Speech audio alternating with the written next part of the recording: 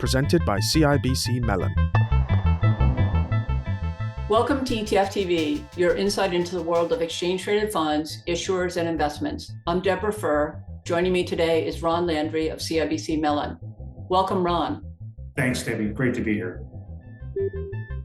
What are the areas of focus needed to continue to drive the adoption of the use of ETFs? I think it's still a lot of education that needs to be happening with investors, demystifying a lot of the myths that are out there around the use of ETFs and how they work. The expanding of distribution channels to more digital direct-to-investor type channels will definitely improve access to ETFs as brokers start to look to shorten their shelf, especially here where big banks are running the platforms for large broker dealers. It's really important for ETFs to be more broadly accessible through, whether it's robo digital platforms or direct-to-client type platforms. How is the regulatory environment impacting the ETF industry in Canada? There's a few regulatory changes or discussions that are going on currently. The biggest one is probably going to impact ETFs is total cost reporting. So that is really just the transparency of what it costs for investors to hold mutual funds and ETFs in their investment book. With that transparency and the cost of ownership, we think that could be a good opportunity for ETFs to gather even more assets and have investors shift to that space. And then the second area that the CSA has been looking at is an ETF rule review.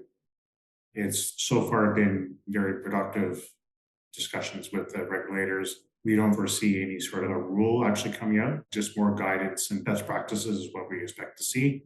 And then finally, there's a change in the continuous disclosure. They're revamping a report that has been not well received by investors, not a lot of take-up. So they're revamping that, and we're just making sure that the regulators provide sufficient time for it to be implemented, which we expect in the next couple of years. What role does technology play in the growth and development of ETFs? I think technology is going to play a role not only in the growth of ETFs, but even mutual funds, right? So the use of AI, data science, data analytics, working with fintechs, how do we use technology to improve distribution and access to ETFs in the marketplace is definitely going to be a big trend. And then obviously, using technology to manage risk, improve efficiencies to further reduce costs is really a trend that we're seeing. That's great. Thank you for joining us. Thanks, David. It's been a pleasure. Thank you to CIBC Mellon for sponsoring this episode and to all of you for watching. To see prior episodes and news from the ETF industry, visit us at etftv.net.